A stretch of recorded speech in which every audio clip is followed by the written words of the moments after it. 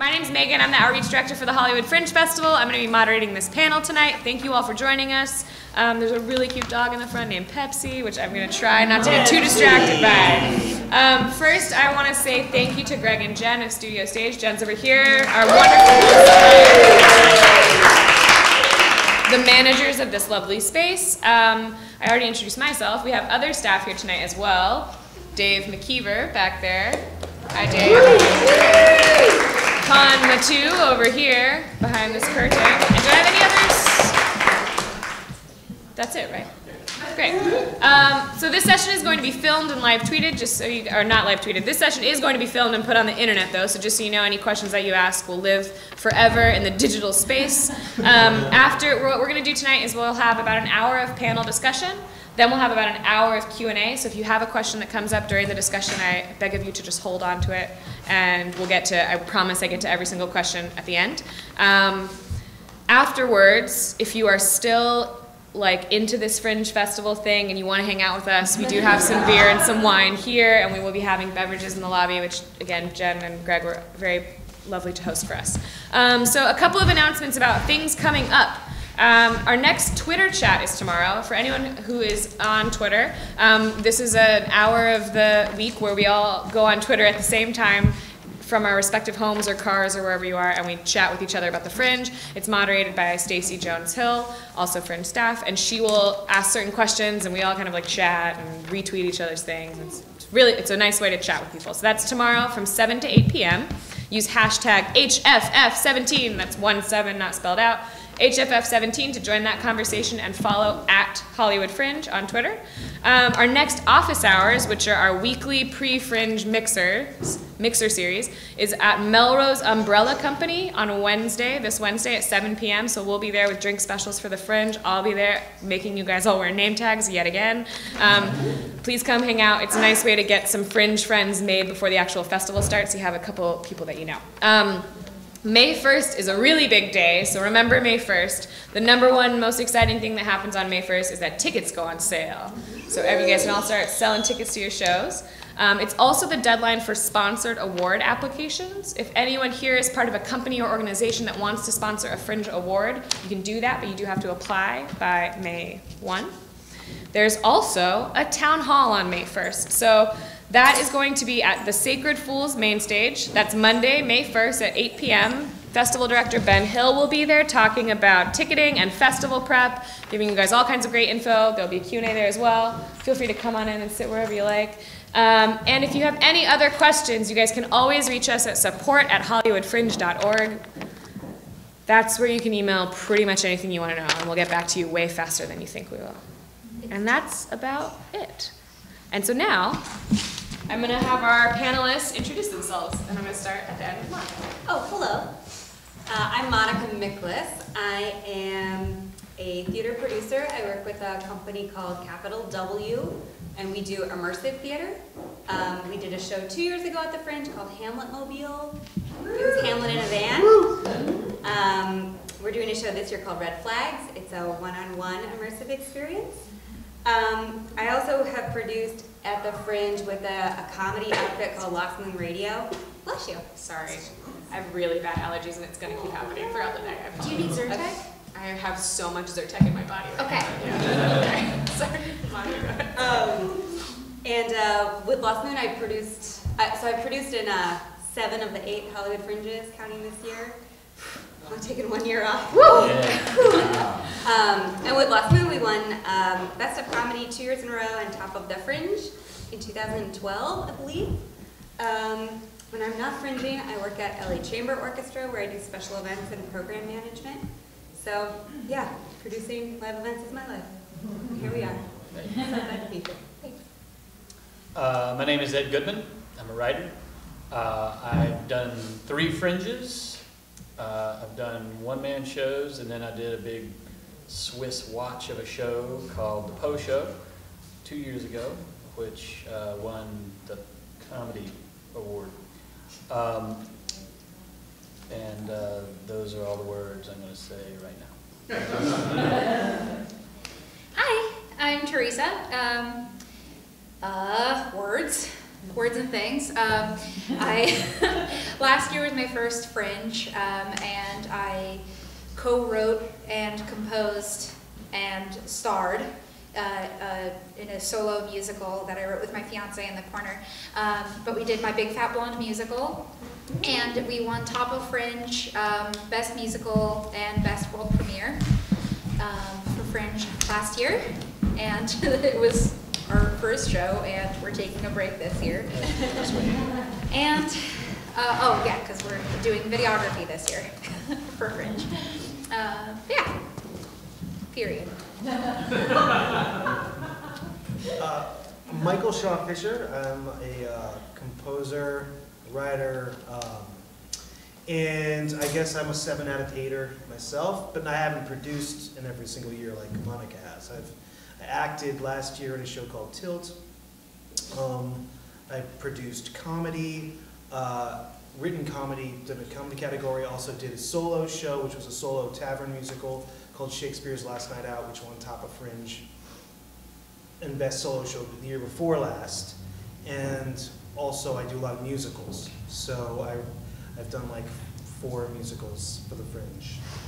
And yeah, that's it. So a little bit of everything here tonight. Yeah. All right, great. So we're gonna jump right into this. So the first thing I'm gonna just call out sort of the elephant in the room, which is that we are 6 weeks from previews, which feels like not that much time, but it's actually more than you think. Everyone in this room was just like, cool, thanks. That was fun to remind us about that. But so for you guys, 6 weeks out from a Fringe, where do you think you should be at, or where are you at if you're 6 weeks out from a Fringe? What are you focused on at this time? I've been at wildly different places 6 weeks out from a Fringe, different years with different shows. So we have a show this year, and right now we are finishing the script. We're going to do some like workshop-y, preview-y sort of shows in the middle of May, and then lock down the script and rehearse a little bit more before we open. Right now I'm figuring out insurance, I'm making sure my budget is ready to roll, I'm getting marketing stuff set up. So, yeah, but to be fair, we've also locked a script like 2 days before the Fringe. So it just depends on the nature of your show and the comfort level of your cast for creative stuff. I would say from the business side, now is the time to be doing marketing images, getting ready for tickets, you know. Get in the headspace. I would say it started, like you're in it, and the more you can front load the pain and take care of everything you possibly can right now, all the finances, all the scheduling, all the start getting your actors used to you calling and double checking on their summer schedule, because they'll forget that they're going on vacation on the 15th of June and they forgot to tell you.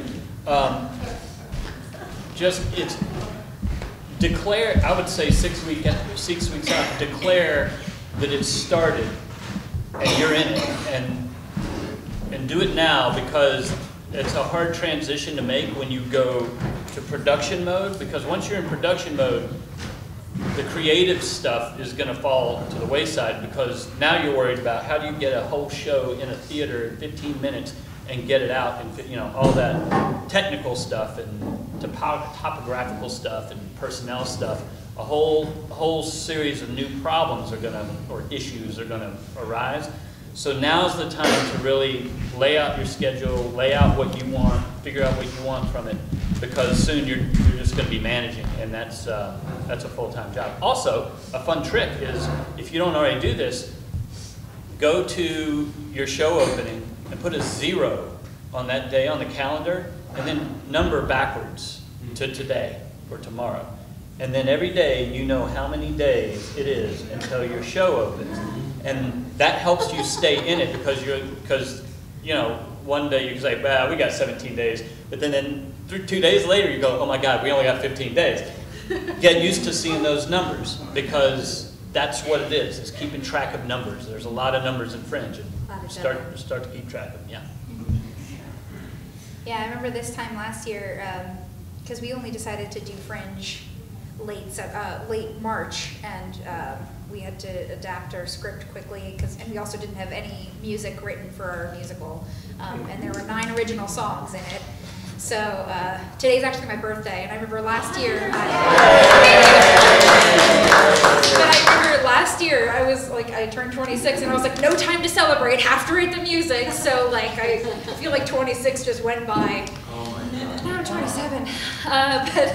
But yeah, we were like deep in the throes of it, writing music. But we made sure that no matter what stage of the process we were in, we were always going to office hours and meeting people, because that wound up becoming like one of our ways that we were able to get people to come to our show, or our first show especially, and also just made some really awesome friendships, like you guys. Yeah, and it makes it feel like it's not like so arduous. Like you actually can have some fun with it too, and you have other people who can relate to the struggle bus that you're riding all the way to July. But it's a fun struggle bus. It's the most rewarding thing, I feel like.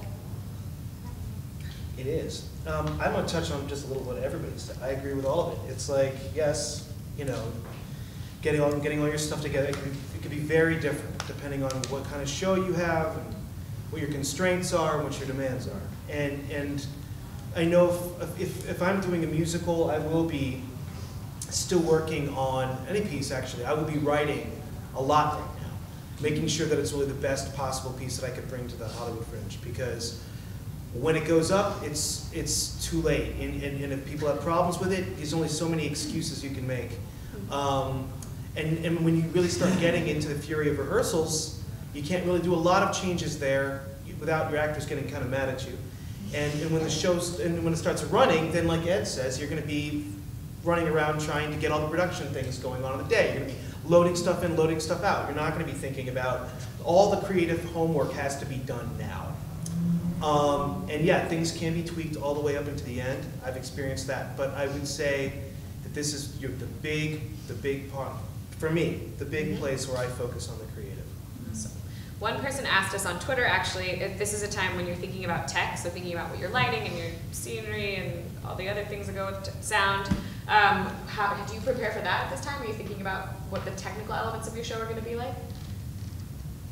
Yeah, in terms of try to cut it in half. Absolutely. The less, the better. You're going to come into a place like this, and it looks like this now, and tomorrow's going to look different, and the show before you is going to. The less tech you can manage, the better it's going to be, because one light will make you 10 minutes late, and then tech can be the most frustrating aspect.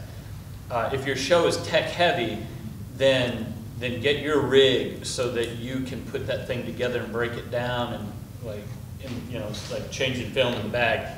Get so good at it that you cannot be stopped. 2 years ago, I did a really big show. Mr. Fisher was part of that, and it really was like a big Swiss watch, and I didn't have any fun doing it because it was too arduous to run it, and the tech of it was nightmarish. So last year, I bolted two 2x4s together. That was my show. It's like impossible to pull it apart. You need a crowbar and half an hour. You just cannot break this show. Low tech, pen and paper, flashlights. That's what I was doing. So tech, don't underestimate. I want to scare you to death about tech, because it will fail you at some point. So what's your B plan? What happens when you have no music? What happens when the magic light that does the thing that sells the whole bit doesn't work? Like, prepare yourself for those things, because again, I mean, if you haven't done it, it really is like catching the wave. And once the wave is going, you're just trying to stay on the board. So as much as you can do right now to prepare, think everything that could go wrong, and then go back and improvise on those things. Because the more prepared you are, the more resilient you are, the more flexible you are, the more fun you'll have. And now is where you get to prepare to have fun. If you're not, I'm going to hit you in the face, sorry. If you're not preparing really hard right now, you're going to be catching up during the Fringe, and it's not going to be nearly as much fun as when you can walk into your show and everything is going to be fine, and then you can enjoy the Fringe, and that's a whole different experience. I'm going to pause you there. Yeah. This is all true. That's all true. I have two really specific pieces of advice about tech. Having done a show with a 5-piece band, 6 actors, before his show with a 5-piece band, you know, we have some stories about what happens when you so 2 things. One, now is a really good time to be communicating with your venue before they get swamped. Because if you wait till the week before previews to like figure out your tech with your venue and like what the capabilities are, like are they giving you a stage manager? What's that person gonna do? Do you need to have your own stage manager? This is a really good time to ask all those questions. Even if you don't have all the answers yet, but to be in dialogue with the venue, because they might be able to help you think through all those questions you should be asking, but you don't want to do it Memorial Day weekend, because by that point they are slammed, and they're not going to be able to be as attentive as they want to be, which they can be right now. The second piece of advice is if you do have a show that's got a lot of people or more set pieces than just you and a chair, you know, make a load-in plan where every person does the exact same thing every time. It shouldn't, nothing should be load. Sorry, what's a load-in plan? Oh, great. So, for instance, our show that had a band, the musicians have a lot of equipment. So every musician had an actor buddy, and that person helped the musician load in every time. So like, Jen would help Dylan, and she would take his guitar case every day. She'd come in, she'd bring it, she knew where to put it, and then she'd go get ready. So make a list of all the things you need to take from the sidewalk into the theater, and then assign them to exactly the same person who's going to do it every time. It seems overkill. It is not. That's good advice. Yeah. And rehearse it Good before one. you get to the venue. Yeah. Yeah. Rehearse it. Like you, at the earliest, you make that part of our rehearsals. That's great. Yeah. Maybe one of you two could tell me, if I was a first-time producer and I've never done a tech and I don't know what to ask for, besides asking like if they have a stage manager, what else would you want to ask about of a venue? If you were gonna have the payment for the stage manager, that was something that was unpredictable. It was my first time producing anything too, so I wasn't expecting. You know, at the end of the Fringe, I got like a $500 bill, and I was like, oh god, because you had to use. I went through Sacred Fools, and you had to use their stage managers, so that was just something that was unexpected. Before Fringe, we had a meeting on what they had in their space and the setup of the space. So we got to meet with all of the other shows that were performing in that specific studio, and we went through and they were like, okay, what do people need? And if a lot of people need like a couch in their show, then we'll make sure that we have a couch. So that was helpful, but probably making sure if the studio or the theater that you're having your show has some of the things that you need, like a couch, that would be helpful. But also, if you need a projector, what the audio capabilities are like. I found that a lot of theaters, you might have this idea of a lighting style that you want to have, but that theater doesn't necessarily do that or have that capability. So maybe when you're making your tech plan, have like your goal and then what you're okay with settling with. Yeah, I'd probably say that. Tech and life in general. Yeah, exactly. Anything else in the tech? I mean, you have to be able to, if they don't have something that you specifically need, you have to be willing to supplement it, right? Source lighting, a lamp in a room, plugging that in. Don't make that their problem. Just ask them what you can do to help make that happen for you. Try to be helpful to them, and they'll want to do everything for you. Be nice too. Be nice to your venues, because you know they're people and they're trying to do their best that they can during this time too. So it's important to not treat them like, well, just in general, be nice to everybody.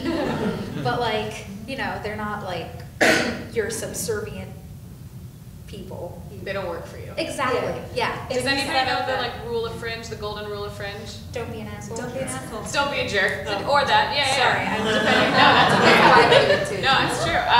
It's a really important rule, and part of it is that like this is like a festival where we are all sort of working for each other at the same time. So like when the shows do well, the venues do well. When the venues do well, the Fringe does, like all of the above. So it really is like a chain of goodness. As long as we can keep that up, even when things get stressful. So in terms of marketing, which I know is something that a lot of people want to talk about, do you guys have any thoughts about where you should be with marketing now? Should you have your postcards, or you not have your postcards yet? Where would you spend money? Where would you save money at this time? Or like literally anything else about marketing that you want to talk about? There was, so I got my postcard. I think I had my postcards around this time last year, or maybe I was like about to order them.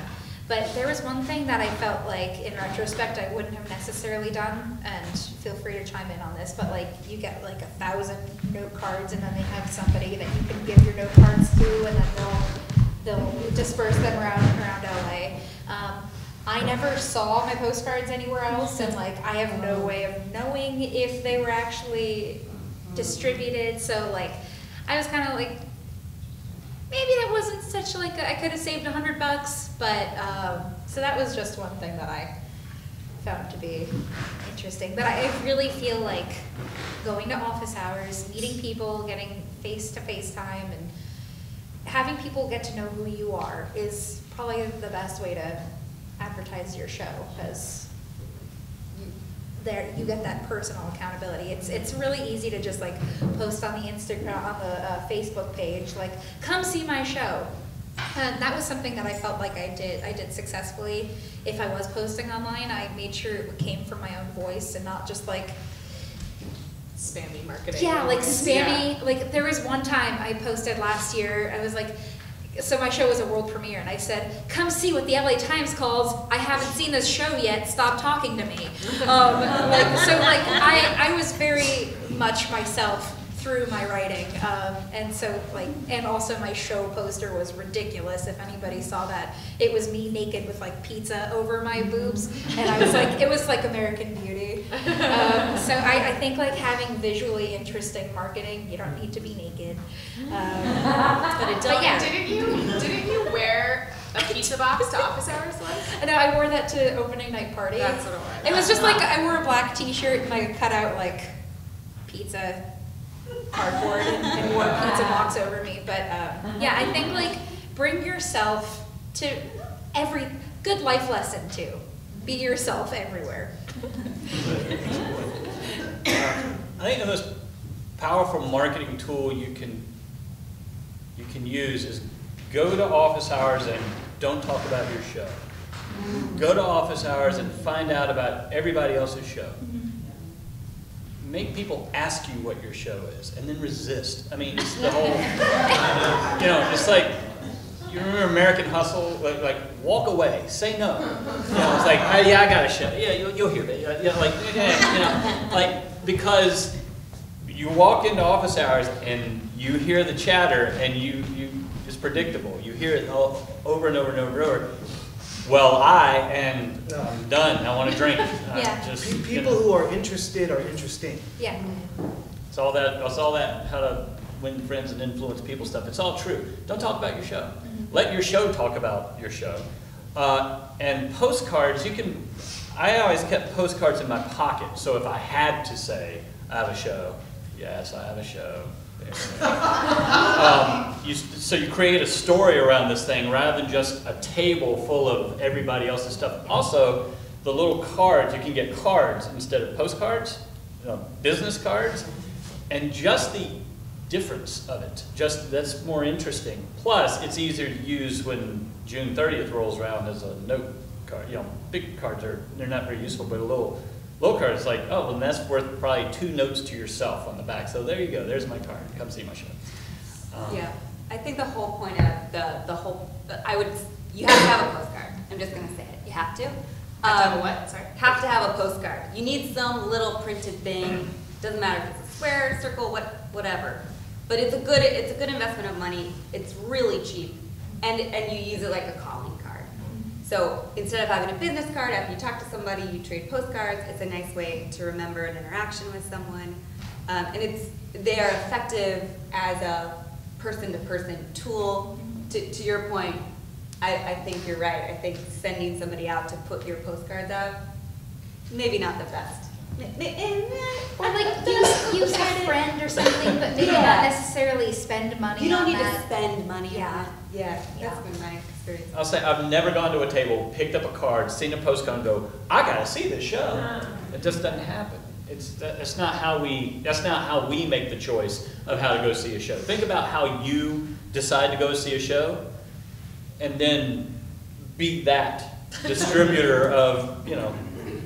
If theater is an event, right? It's an event that creates a club, a community of people who have experienced that event.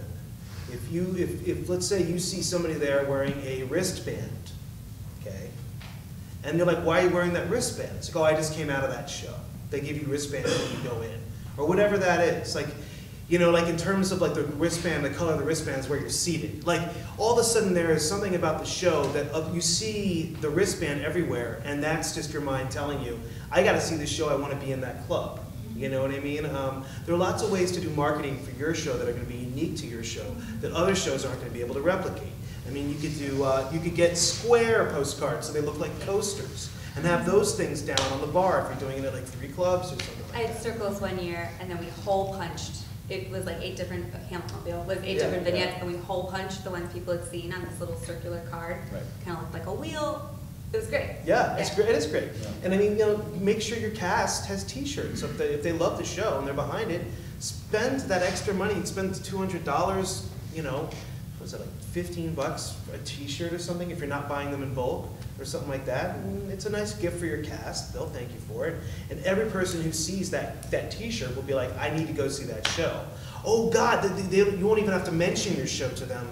Like they'll just walk up and see your shirt and just be like, oh God, you're with you know, Hole punch show. the Hole Punch Yeah. musical. Yeah. I want to see that. Yeah. Just think outside the box, but always think in terms of your show and the specific style of your show and what you're trying to do. Oh, sorry. There's one thing though that whenever it happened at office hours, I kind of cringed a little bit when people would just like walk up to a group of people who are talking and just hand their card and walk away. I was never really a fan of that. I feel like just like talk with people, even if it's just a short conversation. You don't have to like have a life story chat with people, but it just feels a little impersonal. And I didn't see the shows of people who, you know, just handed their business card to me. Because I saw 45 shows last year. I saw a lot of shows. Wow.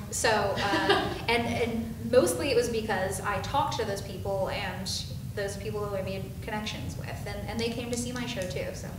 And if let's say I'm a first-time producer, I don't know anybody else who's doing the Fringe, and I walk into like a dark bar where everyone is loudly talking, and I do have a harder time approaching people. Do you guys have any like good opening things that you say, or like how do you just? Oh, it's really easy. You just have to ask someone what their show is about. Yeah. It's like, There's gonna be something. that phrase is never gonna fail you. So what's your show about? Yeah. Yeah. There you go. Here you go. And then you know if someone comes and asks you what your show is about, you should probably ask them back at the end because it's just done you a solid. Okay. That's great. So if you guys could talk to me a little bit about like Fringe goals. So I think like there are a lot of objectives going into any project, creative or otherwise, and how do you guys set for yourself like realistic goals, artistic goals versus production goals? Like what are the things that you, balancing your time as both an artist and a producer, what are the things that you go into the Fringe being like, here's what I'd like to accomplish? Besides fame and wealth. All right, fame and wealth are on your list. Go ahead and cross those off, because that's not good. Especially wealth. Yeah, I got rich doing the Fringe. Say no one ever. Yeah, I made so much money last year, that's why I'm doing this instead of a show. I have made money at the Fringe. I mean, not like my You're the company one. made money at You the did. Fringe for multiple years.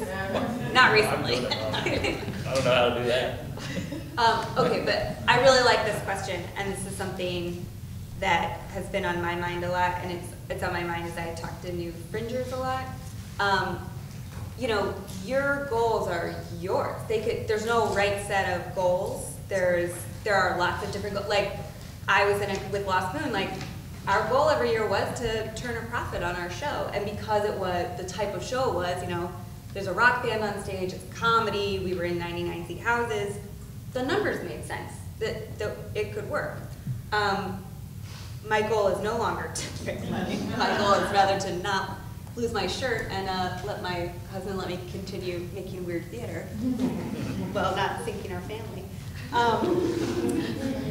But so our goals are much more about, you know, selling out every show because our audience size is so small. Making connections, meeting new actors. These are kind of the things, you know, getting more enmeshed in the scene and finding like-minded artists. That's a much bigger goal for us now. And selling out, you said it's a one person to one. Yeah, so we have 38 tickets. But so not having any empty slots. Yeah, no empty slots. That's good. Has been our goal, was our goal for Hamlet Mobile and for this show. And then, you know, you build back from that. It's like once you take, if you take making money or even breaking even off the table, suddenly things change a little bit. And that's, of course, that has not been my, I haven't been in the position to be able to do that every time. So that's a pretty, I think that's a pretty extreme goal. It's just be like, well, whatever. But when you're not paying anybody, because it's all your friends, that makes a difference too. I don't know. I think some pieces that have really kind of, I don't know, spoken to me at the Fringe, and the ones that I remember and the ones that I remember today, and the ones that really, honestly, I think are the most successful are not always just those huge gimmicky ones that make the money. The ones that are, that were born of necessity, you know, like, I know a lot of people, you know, when they do a show, I mean, Shakespeare's Last Night Out, I had, I guess, a concept for drunk Shakespeare defending his authorship in a bar the night before he dies. And so, like, I had my thing, but it was like at the same time, I had to write that then because that was about, that was something that I was going through in my life. I was going through questioning my choices and going through a divorce and things like that. So, you know, when things are born of this really intense necessity, it'll come through in the work. And that will be your goal. If that's, you know, if your goal is to make money, then go for it, make the money. If your goal is to move people, then I would recommend moving yourself. Finding that thing that this needs to be told inside of you and that you're desperate to tell. But like goals vary and they're all fine. And I've had people come to me and say, we did the art thing last year, we lost so much money, we're doing like a huge horror musical thing. Let's have some fun and I did that, I'd say I only ever really made money at the Fringe doing a musical when my musical was like Exorcistic, which is a rock parody of The Exorcist. And then we have sold out every single, after like a weekend, we started selling every single show. So, I mean, there's so many different ways you can use Fringe in attaining those goals. It's lovely. Beautiful. I would say get one of these and start writing right now and don't stop until it's all over, because this is just a step, and you're gonna, and when July comes along, you're gonna have to look back at either the Golden Temple or the burning wreckage, and you're gonna have to say, did I do it? And you want to know what it is. So in this case, it's the Golden Wreckage. Just Golden Wreckage. Yes. Gold burns. I didn't know that, but it does. Because otherwise, why are you doing it? Like, if it's not a step in a bigger picture, then how's it going to get you anywhere? Where do you know, it's all, again, it's all that basic goal setting stuff. If you don't know why you're doing it, your audience is going to feel that. They're going to feel that walking in the door. One of my goals for the Poe show was how to cram a joke in every aspect of the production, the marketing, the presentation, everywhere. Jokes, jokes, jokes, jokes, jokes, jokes, jokes. And I was successful. I did that. So I don't know if everybody saw all the jokes, but it doesn't matter. I saw all the jokes. And I wanted to move jokes, so I moved a bunch of jokes. And so check that box in the old notebook. But make sure that they're, achievable and that they mean something to you. But I think it's, if you don't already have the one thing I want to make sure happens. If you don't have one of those, get one. Because, on a night where there's half a crowd and it's late and they don't care and, it's not the best situation, you'll question why you're doing it, and you still got 3 shows to do and you got to deliver. So make sure that you've got your pole star all the time, because at times that's what's going to pull you through. If you don't have that, then you're just doing another show, and why are you going through all of this when you could just go audition for something? And that's, let somebody else do all this stuff. Part of the great thing of this is you get to learn all these aspects. So now the next time you go audition, you're smarter to audition, or you're producing or directing, whatever. You get to do it all now, and you get to actually see what it is, because you'll see other people in the same boat, in the same venue, see all the shows in your venue, and be fascinated at how crazy that venue is at the end of the night, because you saw so many different things. To learn, if you're doing it for the first time, to learn is great. Learn as much as you see, as many shows. 45 shows, that's insane. It's a ridiculous amount. And doing a show. I know. I'm looking forward to actually seeing shows this year, because I'm not in one. So, Sorry, go ahead. Write them down. Don't think it, write it. I love the idea of thinking about the goal in the step of a chain of goals. I think that's a really nice way of putting it. What were you interested in? I had no expectations going into Fringe. I told people at office hours, I was like, it's going to be a really funny show, it's going to be stupid, and I use that term endearingly because I identify as stupid myself, also endearingly, but just goofy. It wasn't until Fringe started happening and people started coming up to me telling me how much my show touched them, and how I didn't realize that there were such profound moments in it. I was really just telling this story from the heart. So everything that happened, when we found out that we were nominated for all of the awards that we wound up winning, we were crying, and it still doesn't feel like we won them to this day, or a year later, because it's just, Girl, you won them. what? You won them. Yeah. But it still doesn't feel real. We saw it. It was just I don't know, I had no expectations. I just wanted to have a good time, tell a fun, what I felt was a fun story. But it turned out to be motivating and inspiring. So, yeah. Okay, I'm gonna ask one more goal question. I'm gonna go to each of you, and you're just gonna answer with a number. It's a percentage. Okay.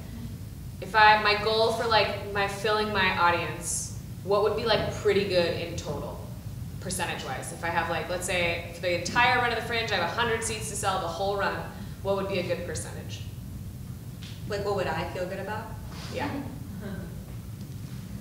Knowing that there are many wildly different types of shows and different levels of experience, different size casts. If you have a big show, it's easier to get people out. But what would you not lose sleep over? 50%. Yeah. 86. Great. 70? 50. Cool. So good to know. There's some different numbers out there. All right, so I'm going to switch focus to tips for day-to-day fringing, and a question that I think I know the answer to. Do you guys like that switch? Thank you. And a question I think I know the answer to, but is it possible to maintain a fringe life balance? I need to know. Asking for a friend. Yeah, asking for a friend. Can it be done? Yes, but again, talking about now, 6 weeks out, now is when you make that determination. Because now is the time when you can set all that stuff up. You put your friends on notice, you put your family on notice, you let everybody know, June, I'm not available, I'm out. Because if I'm not in a show, I'm seeing shows. If I'm not seeing a show or in a show, I'm at office hours, I'm hanging out, I'm meeting people, I'm on the street, I'm fringing for a month. That's, again, part of the beauty of it. But yeah, it absolutely can be done if you set it up. Don't let it be surprised that you don't open your mail for a week and a half. You know, like financially, set aside money. I mean, like think ahead. All the things you do right now, now imagine 8 hours of that day is just gone, and that's how it's going to be for a long time. So, it can be done. Also, buddies, like carpools and going to see shows with people and doubling up on shows and working it all out, like schedule, and you'll be able to actually enjoy your summer, and that's the goal. So yes, I say yes. Love it. I also love seeing, and I see when people in the community do this, the people who will scoop up someone who doesn't go have someone to see a show with. Like, we notice that stuff, people who have been around the Fringe, and like, you might as well, but be that person who is like, we're all gonna go see this thing, person standing over there by yourself, do you wanna come and see this thing too? That's a great way to make friends during the festival and to just generally be a good person. Be at the bar. I mean, even if you're not drinking, just go hang out. Yeah. Grab some food at the food truck. Oh, food trucks. Yes. yes, you can have a life if you love food trucks, because that's where you're going to be anyway. Exercise if you can. Be prepared to lose a little bit after the Fringe. There you go. It's like Christmas. It's the Fringe 5. Like the holidays. It's like the holidays. Yeah, the Fringe 5 or 15 Yeah. or whatever. Oh, I also like make sure you have enough snacks in your house, and even to the point like I don't know, I'm a fairly hardcore Fringer, and we like make freezer food so that we're not worrying about meals as much. I mean, it's legit. Like, if you imagine like being in finals week, the last time you had to deal with that, it's kind of like that. Like, make that level of preparation, but also taking into account like you're an adult now and you can't eat ramen every day. You could, I guess you could, but it's not good. I'm remembering, it's like, I can't tell you how many times I've walked into a theater about to see a Fringe show, and Monica's been in there. And like I sat down, like I was like, "Hey, Monica," you know, like it's happened all the time. And I think what's so funny is you start to see everybody at all these other shows, and that's why you go see them, because you're having, if you're just there for your own show and your actors are just there for your show, it's gonna suffer. If your actors are going to see other people's shows, like, encourage them. If you can get a comp to a show that you can't go to, but your actors can go to, then they're showing their face there for you and for your show. But what's so funny is just, I see 40-something shows every, I mean, it's every year, because I do the Orgasmico Awards, the O-Face Awards, for my theater company. So we recognize a best production, a most orgasmic production, most orgasmic writing or composition, and most orgasmic performance. So I see all the shows that I can see. The point is that I see a lot of bad ones. And I'm not saying yours is going to be bad one.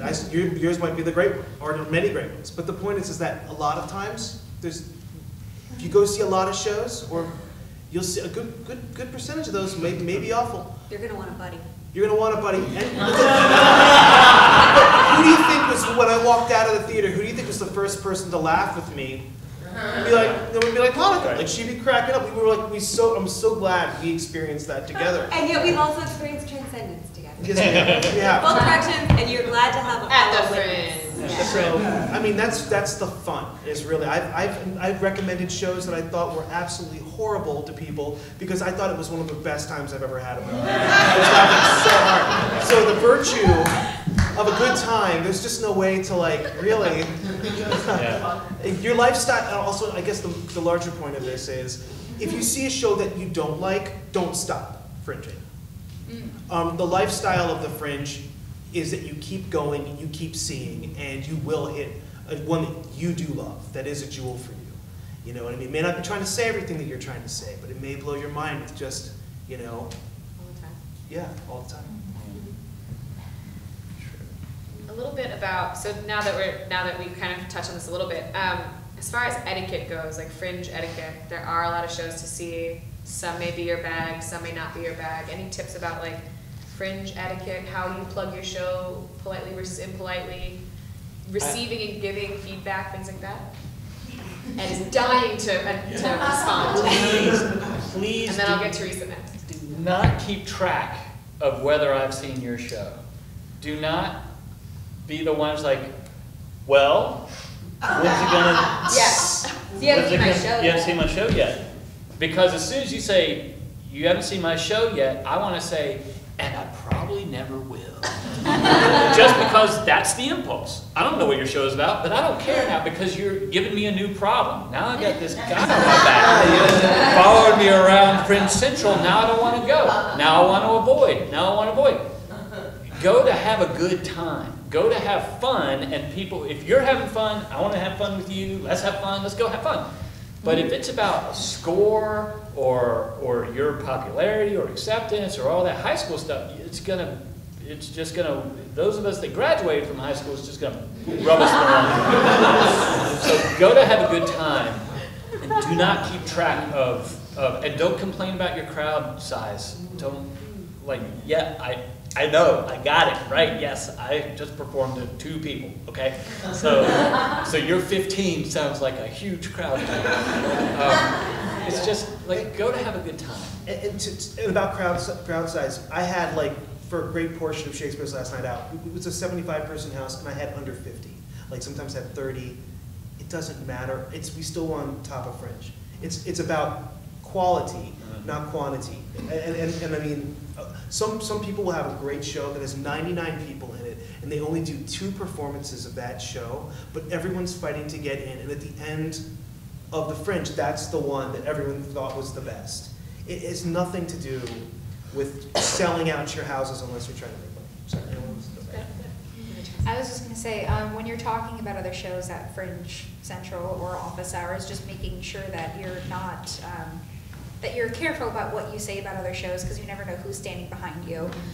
You never want to hurt somebody, because, you know, we're all putting forward our best work and doing what we can. So, you know, just because you didn't like something doesn't mean that someone else might not like it. And we're all also really tired sometimes Yeah. at the Fringe. You know, people can say things they maybe are a little less sensitive than they might normally be. Sure. Wouldn't it be awful if somebody came in their first time at the Fringe, they didn't have it, you know, whatever, and they find out that people are talking junk about their show, and they're like, well, do they want to learn the lesson and come back next year and do it again? No. Right. You know, like, the whole thing is, you know, you learn from the people who've done it ahead of you. You learn from the experience that you're having right now, and you enjoy the whole thing. It's like a class. Maybe the teacher's awful. Great, there's a lesson there. Maybe the material's boring. Great, there's a lesson there. You're in class. Learn something. Yeah, just no negativity is a pretty good contradiction. I was gonna say. I have a tattoo, and I wake up and I'm like, yeah, what? No! Just, you know, play up. Just always play up and help people. If you like, you know, and the ones who are saying, so what'd you think about my show? They're the kind of people who walk up and say, so what'd you think about my show? Help them. Help them, you know. 3 nights of drinking with them, and eventually they'll get it. It's like, this is the guy who walked up and said, well, what do you think of my show? You know, like, that's how you learn. You learn from people who are willing to take the time. Yeah, I will say just to be slightly more tough love about it. I don't think they're, well, I don't Do think, it, Mom. Do it. I'm doing it. I don't think we do a service to each other as peers to never offer criticism. But that doesn't mean that, but there's a difference between being cruel and being constructive in criticism. So if people are really asking me for feedback, I tend to give it. I mean, I'm not like eviscerating people, but if it's like, oh, I liked this section and I wanted more of it, like trying to spin feedback so that you're looking for something good, as while you're also kind of like implying, oh, but this could have used more nutrition, because that's how we learn. And Fringe is really a laboratory. Yep. And so, and we all need to kind of push each other to continue being better producers and being better artists and trying more things and being more adventurous. So I don't have a problem with giving honest feedback or with sharing my honest feelings that are, you know, it's a way to do it without being mean. Absolutely. Yeah. And so, I was going to say to her, that is very old school Fringe. Like that was the way it felt like when we were first starting it. I felt there was a lot more honesty. And in the last few years, as people have just gotten nicer and nicer because they don't want to offend anyone. They want everyone to come and like say nice things about their show. That damn rule. But you know, I would say like, yeah, I would totally agree. You know, if you've got something valuable to say to somebody about their show, or if they've got something valuable that you can hear, I would open my ears to it and try to hear, because this is like a learning experience for everybody. Even if you've done it 5 times, it's a learning experience. Second thing is, I have exactly what not to do, and I pulled it up on my phone. A person sent me a message because we. You're not gonna name them, right? I'm not going to name them, but they said we have two more performances left, and the O-Face Award is one that totally fits our criteria. The show is sexy, funny, sultry, and exhilarating. We'd love for you to come and see it. Well, it's wonderful, nice, right? This person doesn't watch this. I hope they do. Read this out loud. And I said, hey, blank. Honestly, the dates, I don't think dates have conflicts for me, but I've heard excellent things about your show and your performance in particular, so I'm going to try my hardest to make it to see your work. Believe me, if there's any human way possible for me to attend, I will. She said, thanks, Michael. Well, if you really want to come see it, you can make it work. Let me know which date is better for you, and I'll comp you. Thanks. And I'm like, I will not only not see the show, I will never see anything that you do ever. And I will read your emails. Internet. I'm still not totally sure if, as a moderator, I should have let that happen, but I let it happen. All right, I'm moving on. That's okay. Also, let me just say, I have 2 more topics and I want to move on. Here's what Michael did last year. God, time and place is everything in this world. Okay, obstacles. Have you ever had any crazy obstacles during the Fringe? Like, I don't know if we can recover from that. Like, what kind of, okay, here's the question. So, like, we all talk about Fringe, like, it's so crazy and everything is wild and there's so much to do. What, like, unexpected things should you expect at the Fringe? Like, is there anything that you're like, oh, you might not think of this, but make sure you have freezer food or whatever? Like, are there other unexpected things? Like, one year, for example, someone mentioned that they set aside a very small budget for themselves for seeing other shows so that they didn't have to stress out about that during the Fringe, that they planned that in. So, any other, like, unexpected things you should expect during this time? I will just say something is bound to happen with like a start time for your show. Like somebody will run long, something might happen. It happens. You know, one time, I won't say what theater it was, but there was an unfortunate double booking of a show. It got worked out. Both shows happened, not at the original times, but they made the best of a not great situation, and people made it work because they were really pretty understanding about it. And they're like, we're all human, this isn't great, but we're gonna make it work and we're not gonna make a scene about it. Very good. So, Adult behavior. So yeah, just following rule number 1 of Fringe really gets you far. But like, trying to take care of yourself so that you're coming to the theater in your best possible headspace. Like, you haven't had too much coffee, or you tried to get a full night's sleep. Like if you have a show the next night, you tore yourself away from the Fringe bar at 10 instead of 11. All that kind of stuff can help like get you in the zen place to deal with the inevitable. So that's why we do it live. Something's gonna happen. I remember last year, this didn't happen to me, but there was like somebody, I don't want to scare Don't anybody. name anyone's names or venues. No.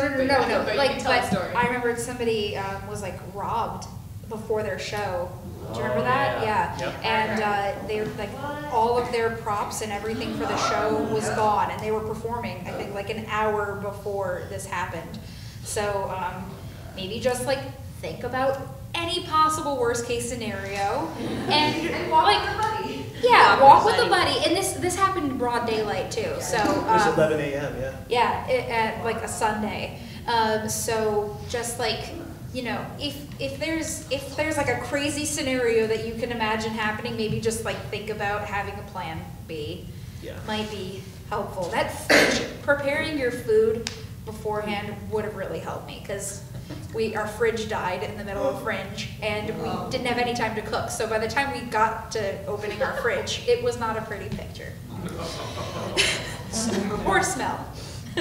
Speaking as somebody who during Fringe, after making a lot of handmade, painstaking props, had my car broken into, like a day before, like we were doing Doomsday Cabaret, and they broke into my car, and it was in the valley, and it was like in Encino or something. Broke into my car, took all my stuff out, took all that stuff. The thing is this. You're gonna be so tired some nights you're not gonna want to take all your props inside. Just take your props inside. Yeah. Don't leave them in the trunk. Don't, you got, it's a hatchback, the windows are tinted, no one's gonna, no, just take them inside. Yeah. To lose them and try to replace them at the last minute would kill you. And that's part of the routine. It's like the load in, load out routine. Load the car, go to the Fringe, do your show, like get into the habits that are going to succeed for you. So you're always there at the same time. You're never late. Don't ever be late to anything. Go to all the venue meetings and tech meetings and everything. The biggest obstacle I've run into at Fringe was our tech completely failed. We ended up having to tech the show 9 hours. It's a 1 hour tech. We ended up not, because we found out that our stage manager didn't know what they were doing. So they downloaded our whole show on their computer, then found out if we wanted, that computer has to be at the show, but that's their computer. So now our show's wherever. Okay, so here's the lesson. Become the adult immediately and solve it. So I had to go find a rig. I had to go rent a whole rig to set up inside a theater to run the show. So I had to learn this rig. I had to do it ended up costing us a lot more money and a lot more time than it should have. But we ended up doing great shows and winning an award because we all just solved it. It was about solving the problems. It wasn't about how did this happen, why didn't we know, none of that's relevant. You can figure all that out later, and you should go back to the venue and debrief with them and let them know so that this year they can be better than last year. But be the adult immediately. There's just really no room for the egos and the tantrums, and you see it. You see people breaking down on the sidewalk. It's 90 degrees in Hollywood, and they're breaking down, and their makeup's running, and it's embarrassing. But it just takes time. That's the main thing. It just takes up a time, and you don't have any. So become the adult, solve the problem, and then you're a hero, and something good will happen. It always happens that way. When you solve that problem, something good happens, and it wasn't a problem anyway. Even though we're not getting out of 9 hours back. Dang. So, at the end of the Fringe, I know it feels like we're not anywhere near that, and we're not really, but after the Fringe, we hear a little bit of talk about awards and things like that. Do you guys have thoughts on the award? Yeah, go ahead. Sorry. No, go ahead. Bobby was mouthing something to me, but we had our show. We had a backup flash drive with all of our tech on a show. So just in case something happened, we always had a backup. Yes. Sorry. Yes. No, that's okay. That's great. I would wear it around flash my neck. I'd have it on a lanyard. I'd wear it around my neck. Yeah. Awesome. How do you win awards at the Fringe, and does it matter? No, forget it. Doesn't matter. Don't think about it. Great. It's nice to have. Yeah. Oh God, I sounded so ungrateful. I'm so grateful. No, it's great. No question. It's great to win. Yeah. It means losing every time. I just mean don't go in with the expectation of it because you if you have expectations, if you don't meet them, then you're disappointed and you beat yourself up over it. But it was like, oh my God, this thing happened. But the real prize is doing it. And giving it your all. And I know that was cheesy, but it's true. The act of doing it and having something that you poured your heart into, and even if it's not perfect, again, we wrote our show in a month and a half, and I knew it wasn't perfect going into it, and it's it needed a ton of work, but we did it. And a lot of people just spend their lives sitting on the couch thinking about a dream that they have. So your biggest award is that you're actually doing a show. So that's awesome. And let's be honest, you're going to see shows that win and you're going to be like, huh. I'm sure I won, and I'm sure some people were like, I don't think that. What are you trying to say? Because, well, I mean, the truth is, you see the shows, and the shows that win awards are not always the shows that you like. And you're like, okay, well, you have your tastes and you have your things, and frankly, such a small percentage of people are going to really win an awards. I mean, it's like 300 participants, and then there's like 10 awards or something or less. Yeah. It's just the point is that it's really, and here's the thing about the award is it doesn't get you like on the cover of LA Weekly. It's not like. Not yet. Yeah. I mean, the thing about the Fringe Awards is that they're fun and they should be encouraging you to do more stuff. They encourage me to keep doing it and to take myself seriously, but not too seriously. And I think ultimately, even like I recently won Shakespeare's Last Night Out. Won. Are you still on my thunder? I know, I'm just laughing. Well, I'm gonna lick myself a toy. Okay. Shakespeare's Last Night Out I went from my preview performance at Fringe where people were clapping and standing, and I didn't even know that I had a show until that moment. Hasn't undergone many rewrites since, and that same show, which I didn't know if it was going to be worth anything at the preview, and even when we were on top of Fringe, I still was like, really? That doesn't make sense to me. But okay, that same show won an ovation this year. So it's like, but even that award, no, but honestly, even that, but it doesn't. Well, but it was the show that you did because you felt so passionate about it. That right? was So that it's was like the full reward, circle, right? yeah. And if you love a show, then that is ultimately going to be your award. You're going to get to let this beast out that's been caged inside of you, and everyone's laughing. I have one other thing to say about awards. I'm just going to frame it this way. Artists. The shows that tend to win the community awards, and those are voted on by other fringers. So, and the festival, the Fringe itself does not give awards. So I just feel like you are all speak for the Fringe. Yeah. Make it. We don't award a single thing. Nothing. Except for So the it's your best peers, time but in June. the shows that tend to win the community awards tend to have sold very well. Interpret that how you want, but I think there is a strong correlation between audience size and shows that win awards. So if you are doing a drama in a 25-seat house, maybe a Fringe Award should not be one of your goals. Yeah. Because it's really hard to do. And I think you see over and over this pattern happening that shows that tend to be sell things because ultimately it's a total tally of votes. Yeah. And you will get an email closer to the festival about the sponsored awards. Those are juried and they're sponsored by other organizations, so those have more to do with criteria and like it's not a community vote. And those are things where there's a different perspective on how those are awarded.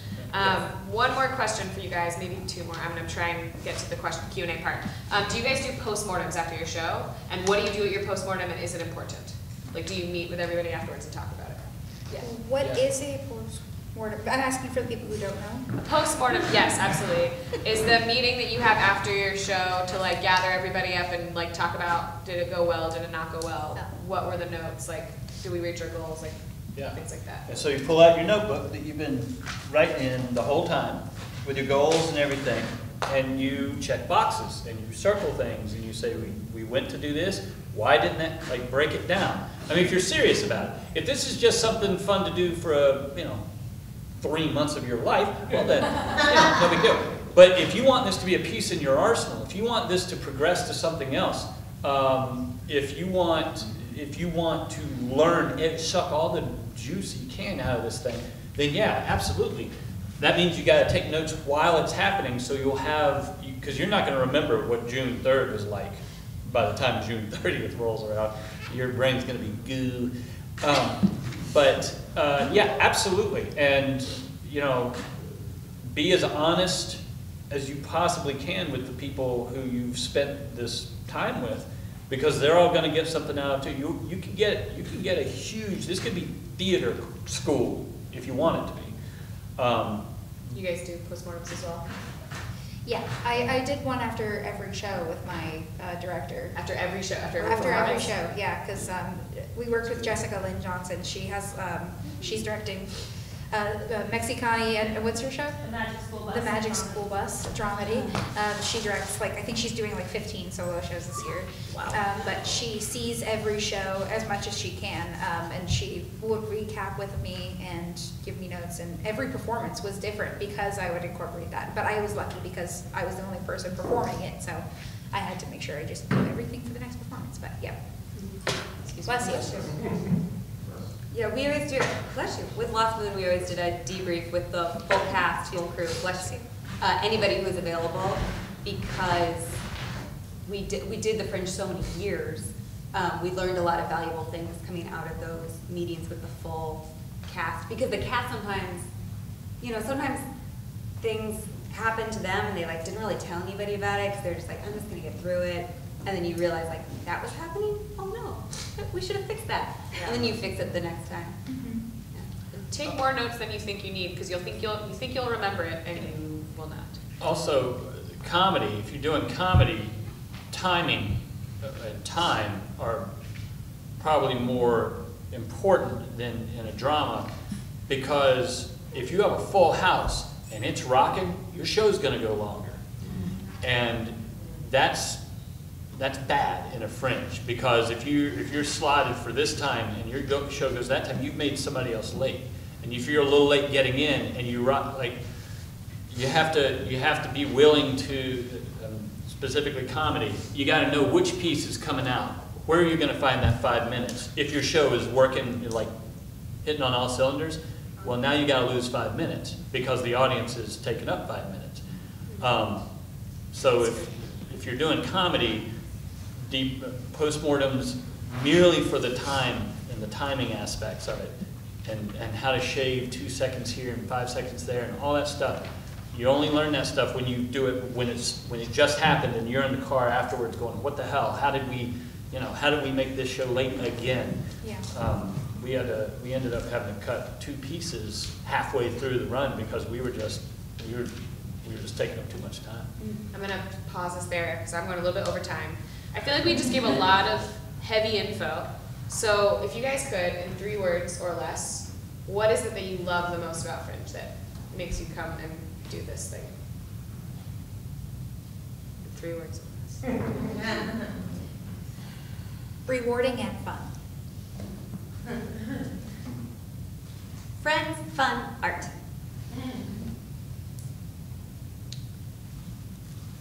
Complete muscular freedom. I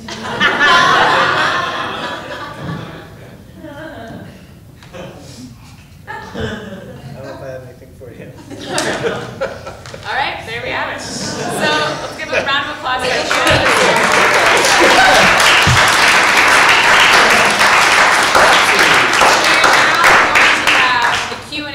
I also want to let you guys, and remind you, if you want to stay afterwards and have a beer or a glass of wine with us, you're more than welcome to stay here at Studio Stage. I also want to let you know that one of our partners, our sponsor partners, Today Ticks, has flyers that are on that little stool right there. That's for anyone interested in using their app to sell tickets. They're offering a bunch of assistance to the Fringe community this year, so please grab them on your way out. And now... Oh, and also, yep. Please double check your guide listings and ads in the proofs we sent around in the newsletter earlier today. Yes. Really important. Yes, do that. This is your last chance. Double Yes. check, double check. Yes. But definitely do that 6 weeks. One number off can ruin your summer. Yep. All right, who has a question? I'll start right back center. And stand up, give us your name, the name of your show, and then your question, please. My name is Kara, and I'm doing Rainbow Bright Power Naps, and we also have John Stamos and then maybe Diane, 2 in line. And my question is, because our venue is a little unusual, so we have our audience coming in, we don't have, like, the venue was pushed, so you guys have 15 minutes until your next person, and so maybe that has a little flow to it, but LA and everything late to things. Is French a different culture? This is my first year here. People showing up on time to shows? How do you guys manage? It's up to you if you want the late seating or not. That's sort of your, I mean, people will try to get in 10 minutes after, but I mean, it's up to you as when you want to let them in. So I know Don't some. ever wait for them. No. Yeah. Start on time. Some venues won't allow late seating either. It just depends. So ask your venue about late seating. Yeah. And really communicate to your ticket buyers, hey, this isn't a Fringe festival, we're gonna start right on time. Like, here's where to park, think ahead. Yellow loading zones are good after 6. Leave enough time to park Yeah. beforehand too, Yeah. because around that time there's like, it's so difficult to find a spot. And if you're in, Yeah, they have a parking lot. Oh, nice. then you should, I was gonna say, if you find for some reason you're in a location or whatever that you are getting a lot, then find the best seats that would accommodate late arrivals. Yeah. And take them, like, rope them off until they're filled, like, but it's your decision. If it's the kind of show where somebody coming in 10 minutes late is gonna ruin the vibe, then shut the door and give them their money back. And your venue may tape off, like, as you can see in this venue, we're gonna have to tape off some latecomer seating, just because of the nature of the venue. So we're gonna definitely do that in this venue, but like, if you wait for people, people are gonna walk out at the end of your show, because if it's going over, they will leave. Yeah. Yeah, they gotta go to another show. Did I answer your question? Yes. Awesome. Next question, right here in the front. Hi, thank you. I came in late, I didn't realize we were doing the Q&A afterward. Thank you, I'm glad. Hi. Hi. So, I wanted to make sure I understood something I heard earlier. You said don't talk about what your show is about at these office hours. So what if people are asking, or if you're asking what their show is about? Like, what? Oh, what I said, like, your opener should not be my show, my show, my show, my show. Oh, opener, right. Have people ask you what your show is. Oh, yeah. So don't, like, if you walk out of an office hours having not sold your show to anybody, great. They'll hear about it. Does anyone want to 'Cause you counter sold edit me. that? Yeah. Does anybody want to counter edit that? This is maybe an extreme philosophy. Also, I'm Possibly. much more narcissistic than Ed, so I talk about myself. Just hide together. You know, I think the point is make your conversations a healthy balance and a healthy give and take of learning about them, telling them a little bit about you. Yeah, just like making friends. Like you want to have a back and forth. Does that answer your question? Yeah, thanks for the clarification. Yeah, establish a good, healthy rapport. Right. Totally. Be interested, not interested. Yes. Oh, yeah. Yeah, that's it. Yeah, that's what we're doing with our shows, so we gotta do it when we're being friendly, talking to people, yeah. Yeah, there's a rule. You're not allowed to talk about your show. That's the key to Fringe. It's a trick. Change the question. All right. Next question. Back there in the hat. Yes. Me? Yes.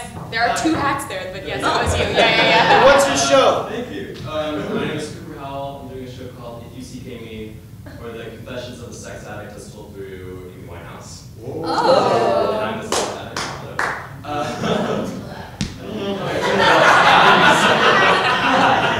There's that Britney Spears song. If you see Amy. I have 2 questions. Number 1, are there other ways to advertise the show besides just making friends at the Fringe Festival and talking to people in posters? This is my first time at the Fringe, so I'm not sure how everything works or advertising-wise. And also, I heard there's like an encores part or I'll talk about that part. series. I'll talk about that Maybe part. just answer some of those questions. If you guys can talk about other ways to market, I'll talk about the encores. Yeah, you can invite press to your shows. That's a way of getting those people in. And I worked with a friend who writes press releases, Jim Martica. He's a good source, and he has a press list with like a lot of press on there. Yeah, that's probably. Twitter is pretty big at the Fringe. Yeah. Use hashtag HFF17. The Fringe sponsored bits. The fashion show and the cabaret and all those little things. If your show fits that, do those. Also, I would say look at your show and say what is unique about this show. Is this a show where someone handing, handbills out on the street does that, or a sandwich? Like think of the million years of spin that we're all familiar with, and steal all that stuff, because what's unique to your show is what's going to sell your show. Like give out condoms like with your show on it. Yeah. Like something like that. People have done that. That's a good one. Yeah. I mean, About it. yeah, I would probably make sure that, you know, I mean, obviously, the image is really important, the graphic. Yeah. And just, you know, yeah, spend the extra money to have it up on the Fringe site, because everyone's gonna be on there every single day. Right. Yeah. And the more they see that, you know, you see it 7 times, what is it, you have to see 7 times? 7 before- impressions to 7 Yeah. before it actually sinks in, but really, I mean, make sure it's a great image, and if you think that you show it to somebody and they're iffy on it, I mean, Yeah. their opinion matters more than yours, you know what I mean? It's like, the outside opinion is the only opinion that matters when it comes to the graphics, So not your on own. a print ad, is that different than buying an Yes. ad on the, okay. Yeah. Yeah. You know, this, You get discounts on both as a participant, but the print ad is gonna go in the actual physical guide booklet, and then the digital ads will show up on the Fringe website. Okay. I like those digital ads. Yeah. I And didn't do a print ad. Sorry to No, interrupt. it's not. Is there a deadline for that? I'm sorry. I think it passed. The print deadlines have passed, Yeah. but the The digital online ones- can happen at any time. Yeah, and we can reload it because they'll go quick. Yeah. Because as soon as somebody sees it, that counts as one. And the more participants and the more tickets are selling, the worse it is, because, yeah, it'll just be like, People are Yeah. on the site. But it is worth it. Yeah. You get a lot of bang for that buck. Right. But I found my audience was mostly Fringe people, and anybody who was outside of Fringe was because somebody from a Fringe show was like, hey, I think you'd be interested, like somebody from their own personal network Yeah. that came. One thing we've heard at previous panels too, is to, we didn't talk about tonight with ticketing, is to offer discount codes to certain groups named for that group so that you know which ones work for you. Yeah. And also so that you're offering to a large group, like, you know, a little deal that you can afford to make, whether it's a couple bucks or whatever, and that will help you track those things too. And make it funny. Those, whatever the words is, that was one of the things we did, like, make that thing fun. Make it like, ooh, the special word is, well, I'm not gonna. You can make Whatever. emojis, discount codes. Oh, that'd be cool. Can you? Yeah, Wow. I had pizza, the pizza emoji as a discount code. Better hope they're Wow. buying on mobile. Okay, There you go. Yeah. as far as the encores go, I'm gonna just talk about that real quickly. So the encore extension program is run outside of the festival, but is run by a few different venues in collaboration. They will see certain shows throughout the Fringe and then offer extension. You can also email them. I don't know what that email address is, and Matt is gonna keep. It'll be in that sponsored But it'll be in the awards sponsored email. awards information. If you're doing a show not in that venue, do you? They will still see the shows. Okay. Yeah. And then they'll transfer you. Yeah, okay. You can email support@hollywoodfringe.org for the more specific info. We'll get it to you. Got it, thank you. Okay, next question. Right here. Yes. I'm Angel with doing Natasha's chatter, and I'm a helper, so I just want to know what you guys are looking for in helpers and co-producers. Like, you guys are the chiefs, what are you looking for from your communities? Problem solving, Yeah. just like being chill and being ready to just say, all right, I'm gonna figure that out. That's what I'm always, that's basically, that's it. For me. yeah, all hands on deck kind of thing. Yeah. Pull together.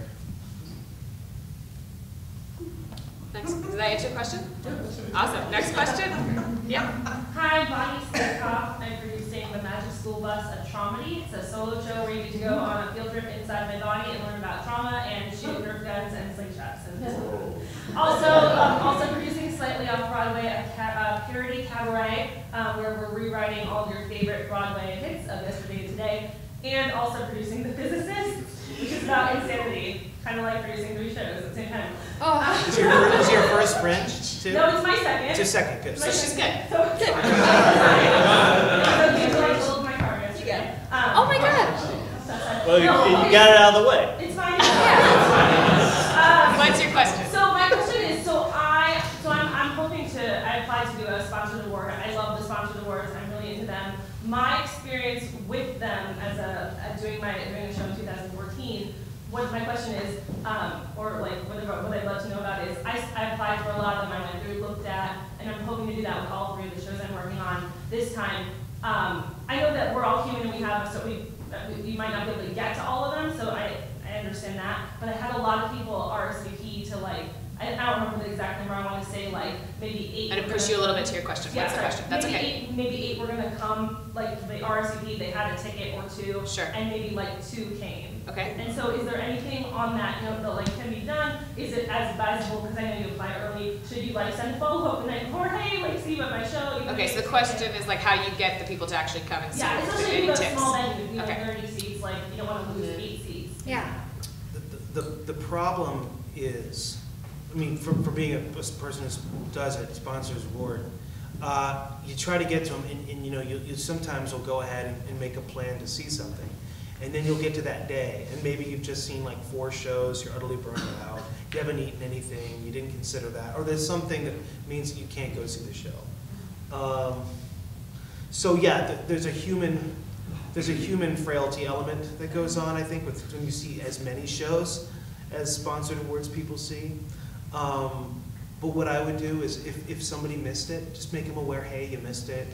I didn't know if you knew this, but just want to let you know that you had this on the books, and I would love for you to come back if you can, and try, if that's a priority to get them there, then to remind them. I was kind of more thinking, just because I'm in the smallest venue, I think, other than immersive different things, but like having like 21 built-in seats in the studio, of like, if I have 4 sponsored awards, that's like, should I expect them to not show up, you know what I mean? I would send like a, you know, like a night before, hey, just so you know, you have this ticket.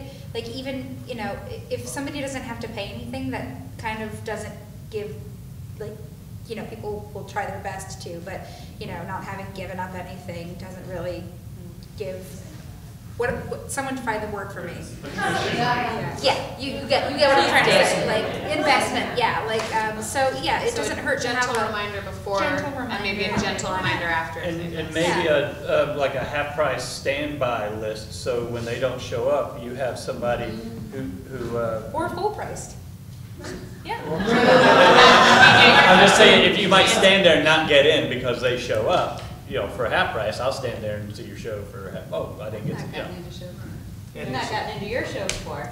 Ready to pay full price. It's not my fault. I wasn't there. I was in the booth But trying to figure out ready to do it. I'm sorry, Ed. Next question. Here in the front. Focus. Tips for, my name is Sophie Khan, writer, Mexicani is my show. Any tips in regards to front of the house? Front of house. Front of the house, yes. Yeah. Like ticket sales, like I'm trying to, my partner is doing it, so she's like, okay, coach me, and I'm like, just take some money or check off the list or whatever. She's like, no, there's more to it than that. Tonight, ask the question, find out, report back. So what are your tips for your front of house? If your first ask your venue, because some venues might have a front of house person, but you also definitely want to know if they don't. And if they do, that might not solve your problem. It might create problems. You have only 2 of you? There's just you and this other person? My partner, yeah. And get a third person. Get a third person. Get a backup. Absolutely. Somebody to run between front and back of house is really helpful, so that there's like one extra set of hands, so like somebody can be posted at the box office. Right. You shouldn't be doing anything. Right. Like you should make sure you've set it up so that any problem that might come up, you don't have to solve because you're getting ready to perform. Okay. And so there's like somebody else, but that if like they need to tell you like, okay, 5 minutes, like somebody's telling you 5 minutes. Okay. And you're not having to, they're not having to leave their post. But it is really as simple as like making sure they have a will call list. It could be on their phone, it could be on paper, and they can take some money. Yeah. It is pretty easy. Fringe will have a list, your will call list, and you just print it out before your show. But as I know you're doing a solo show, so do you have like also somebody helping you load in too? Because I found, because Bobby was my second person, but we wound up getting somebody else, like using the Fringe volunteers to do our front of house, or offering a comped seat for a friend from Theater Unleashed to, you know, come do our front of house, or somebody to help us set up. But we also made sure to have set up help and then also front of house help. But yeah, you'll have your will call sheet. I printed that out like 2 hours before, and if your show isn't sold out, then you probably can buy online through the site, and then they can see it on their phone. So you can set a customizable shut-off time in the edit performance screen. So you can choose that. It defaults to 3 hours before your show time, but you can make it whatever you want. But you should make it so that when you print the will call sheet, ticket sales are already on. So then you actually have it. One thing to think in terms of that stuff, and maybe a really good word to remember, is protection. protect yourself as a performer. So you have a quote, you have a shut off, 7:10, I'm in the dressing room, don't talk to me, handle it. What do you need? How many people do you need to protect the front, to protect the audience getting in, to protect you as the performer? The answer is usually more people. I mean, honestly, but don't run thin on front of house, because that will kill your show. Because suddenly everybody's coming to see your show and you're not prepared to handle that many people, and it's all about time, it's all about scheduling. Now you're 15 minutes late because you didn't have the people to seat everybody. And I have 3 sort of like really logistical things. Make sure your front of house person knows where the bathroom is in the venue, knows how long your show is so they can tell people when they ask, and also knows like who, if anyone, is at the venue, who will know the other shows going on in the space, because people will assume that you work there and you know the whole schedule. Yeah. But make sure they know to point to like that guy over there can answer those questions for you and I cannot, and then and empower them to politely tell people I cannot, I just do this one. Or here's a guide. Yeah. I have one more, too, which is, I think regardless of whether or not your venue provides box office, you should still have someone there that represents you, because the first thing I would tell a front of house person is that they are the public facing aspect of your show until people get into the theater. So even when your venue provides box office, the venues are all super nice people, they're great. They're also stressed as hell and worn out just like you are. And so you don't really have a whole lot of control over the mood or customer relations of those people. But if you have a friend who you know will be the best ambassador for your show, then you're covered there. Yeah. That's really the catch-all is, you're the face of my show right now because I'm backstage getting ready. So you want to be able to have someone there who can do that. How much cash should you have? Some. Enough. I would just like Google it, like how much money should I have in my cash box? I Google everything, Bobby. I mean, I would say if your ticket price is like $15, add a lot of 5. Right. Yeah. Right. Yeah. If it's 12, make sure you got singles. Yeah, because you do the discount for your show, because you're going to have participant discount, probably, if you want more people to come. If you've already sold 90% of your house online, you don't need much cash. Right. Also, sometimes your venue, and we'll talk next week here, but venues will probably have an orientation meeting, like, coming up soon. Most venues do, and a lot of times they will talk about that because it's specific for the venue. So definitely ask your venue manager as well, but we'll talk. And I know Ben has talked about it, but if you can, please tell your front of house to respect the button, which is $1 off for people who aren't participants, just people who are part of the Fringe community. So, you know, because they get $1 off on their website, so if they come to you and you're not, you know, it's just a nicer thing for the community. The Fringe button gets you $1 off all shows at the Fringe Festival. That's what the main, it also gets you discounts at hotspots around town, and there'll be information about that coming out soon too. Did that answer your question? Yes. Awesome. Next question. Yes, Silver Hat. I'm Matthew Scott Montgomery. My show is Dead Boys. Is there such a thing as advertising too soon? I like have all my stuff good to go, but I'm afraid to like oversaturate and like do too much too soon because it's like 5 weeks out from when we open. I don't think you're gonna oversaturate, but I do think you might. I'm not sure it's time super well spent. Yeah. Especially before tickets are on sale. I mean, I guess they go on sale May 1st. We're getting close. Yeah. But I don't know. I mean, you kind of start ramping. Where would you see it right now? Yeah. Well, like online. Online. I feel like online would be I would be useful. lots of social media, but I haven't posted anything about it yet. Oh, you're talking about like your base right now? Yeah. I would think you'd burn them out right now. Yeah, maybe like wait until at least tickets are available so people can buy, so they can just buy them right away instead of like, oh, I need to remember to do this on May 1st. Right. Okay. Give your audience less homework to do. The less they have to do, the more successful you'll be. Yeah, tell them when they're in a place where they can take action right away. You got it. Okay. Thank you. Mm-hmm. Oh, Megan's the one calling on. He was Okay, I'll get to the next question, but I'm gonna let somebody else go. Okay. Show of hands for other questions. Yep. Sorry, I'm waiting because I saw you. Jay Bobar, writer and producer of Transmission, a one-trans show. Okay, so questions are, do you guys recommend any service for if you make postcards for your show and you want to send them out to like casting directors or people in the industry? I know there's, I don't know, Kinko's used to do it. I have no idea. Labels, and you put the labels on, so they're already printed out for you. Totally. Any recommendations? I've never used anything like that, but I work, like when I make labels at work or something, Avery.com has like templates, and if you find the correct label size that you're looking for, like a 2x4 label. I just did this at my job, so that's why it's very fresh. But you can customize labels that way and just print them from home.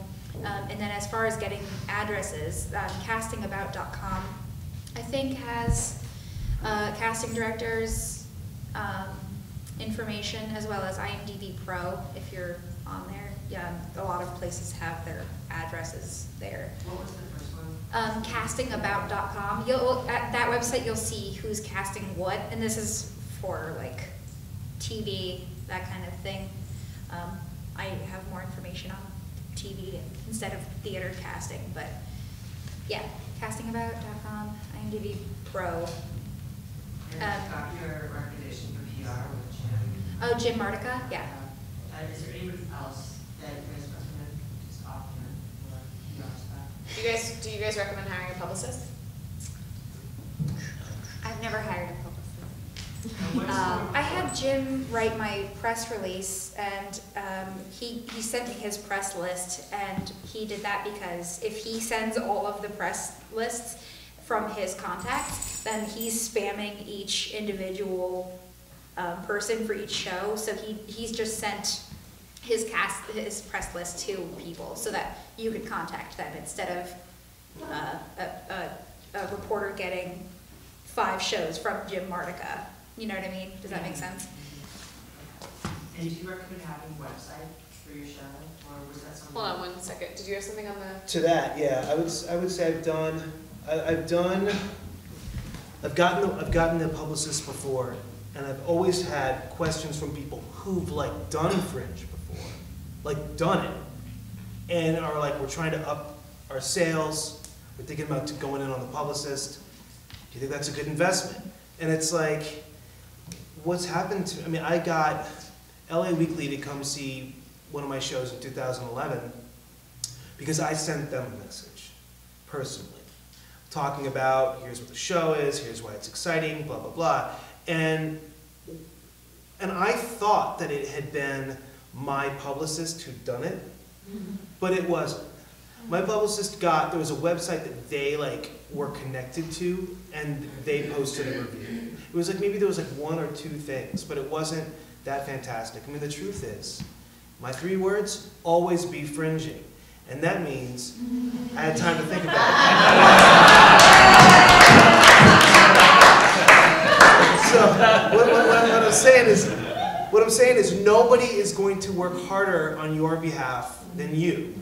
So the more things, this is do it yourself. So the fact that it is DIY means that this is another thing that you should be taking into your hands. Now, no, that doesn't mean you shouldn't get some opinions. Like, get a press release from somebody, someone you know who's done a show, maybe did a show last year, they did have a press release, get it from them.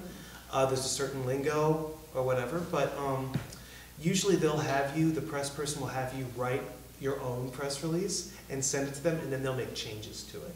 But it's like, you could have done it. You could honestly find out if there's a critic over at this place. If you're online, you're looking at certain websites that have, do the homework. Which websites have the traffic? It's a Stage Raw. Is there a critic there who you think would really identify with what you're doing? Do the research, reach out to that one individual person at Stage Raw, send them an email and say, hey, this is my show. And the more you care about it, if you delegate it to a person who's going to charge you $1,000, you may end up just regretting that decision and could have used that money any other place. Yeah, did you have, oh, sorry. Go ahead. Also throw out there that you could hypothetically read every press release that's ever been posted on the Fringe website by any show ever. Yeah. Yes. By going on the Fringe all there. website, finding that show and clicking on the press tab. So if Lots you of have examples. shows that you admire for how well they did in the press, maybe a good place to start is going to their show page and clicking on that press tab. And keep in mind the model's changing too. Like, there's less press now than there used to be. To talk quickly about press and then go onto your website question, I think they kind of depend on what your long-term goals are. Sort of what Ed was saying about what step in the chain is this? Is this a show that you want to continue developing, you want to have a life, you want to take it to colleges, you want something, then maybe it makes sense to invest more in this run. Makes sense to invest in a website. Otherwise, I think your Fringe page is where people are going to buy your tickets. So sending them somewhere else before they get to go buy their tickets doesn't make the most sense. Unless you want to start building like a brand for your company and an identity. And then maybe you want to spend a little bit more on press. The thing to keep in mind about reviews at the Fringe is that, bless you, because of the volume of shows, there are still only so many publications in LA that review theater, and it's ever dwindling. So usually what you're going to get is called a capsule review. So it's much shorter than a regular review. And so, it's not like an LA Weekly spread or an LA Times spread. Typically. Sometimes it's different. Fair to say, yeah. But it's fairly rare. So think about that as you think about where you want to invest in your show too. And what was the website question? We touched on You just got it? Okay. Should you make a website for your show? Okay. I would say this about that. This was what I fantasized doing and never got around to doing it. But the Fringe site is your website for Fringe. But at your show, you give them something that takes them to this already fully realized web experience. And then you've sold your next thing. Like you're selling these people on your next thing. I got as far as like putting a picture up. There's like, didn't work. But that's a way to then roll this momentum into something else, and that's telling you what the next thing is. And that's a really smart way to use the Fringe.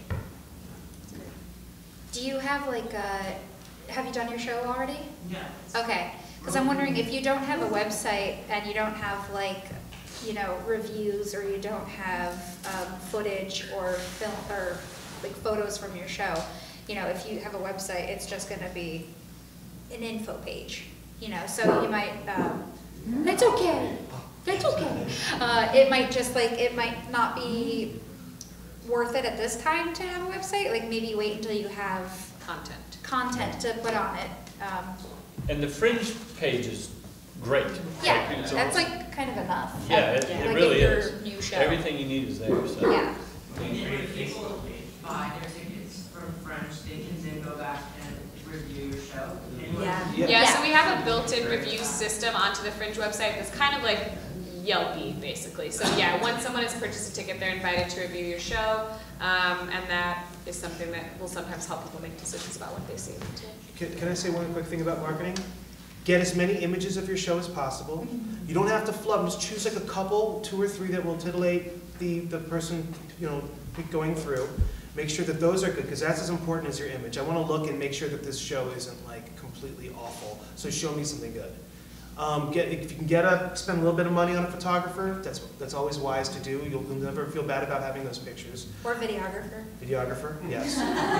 In fact, to that, I would say make a trailer if you can. I've never found that to be a bad thing. And if you have somebody film you, then you can cut that together into a trailer and have a really fun thing that someone can click play and then they can see it. And you can post all those photos and videos to your Fringe page so that they are all there, sort of like an album, if you will. Right, exactly. And it's great because then you can also take audience, if you can't get any critics reviews, right? Because the dwindling is what's happening. It's really, really tough now. But if you can get great audience reviews that you want to highlight, then use those. You know what I mean? It's like, before we had any critics come to Doomsday Cabaret, I was taking some really nice things that people had said from the audience about it, just using their name, and just being like, this person said, it was like good. You know what I mean? And it's really fun. And also, another marketing thing, please make friends with each other and promote each other's shows, maybe before your show. If you have another show that you're working with, have you guys heard this already? The cross promo. So Monica and I have done this before and after. Yeah, Monica and I have done this before. I actually did this with Ed too. After the show, Ed found a really clever way to promote those shows in his show. Because he had a person being like, there's a Fringe going on, and apparently because it was a talk show. So it was really great. So he did it like during the show. Right. Oh yeah, I had a guest on my show that was Shakespeare. Yeah, so he was doing his show at 3 clubs, and he came over, he'd run in to do the show. That's awesome. Because there is a culture that's forming, and you're a part of it. And the culture is that you will know this person, and then you'll find out that you guys have a lot in common with your show. And that also goes into the running of the front of the house. I would go and run somebody's house, you know what I mean? It's a box office, they asked me to, and I would go do it. And at the same time, I would have a t-shirt for my show too. Or be able to, promote my show to them. It's just, the more you're involved with the network, always be fringing. Always be fringing. That's why he Did that answer your question? Always be fringing. Awesome. I have a couple more, but if you want to. Okay, I'll go to someone else and then we'll come back if we can get there. Show of hands. All right, we have about 10 minutes. Does anyone else have a question? Raise your hand high for me. 1. Do you have one more back there? 2 people are like, maybe I'll ask. I don't know. Okay, do you want to ask your question? Sure. Hi. Hi. Theresa, and I'm doing a show called Hot Date Solo Show. First time in the Hollywood Fringe. I wanted to ask about flyers, or as you guys seem to call them, postcards. I don't know, these are flyers, okay? Flyers and posters. Is there anything we should know that we should include? I know we're supposed to include like the Hollywood Fringe logo. Like, how much detail about the show? Do we need to include a blurb? Like, what goes on your postcard? I had the date, time, who done it, and the image. Venue address. Yeah. Yeah. There's different schools of thought on this, I will say.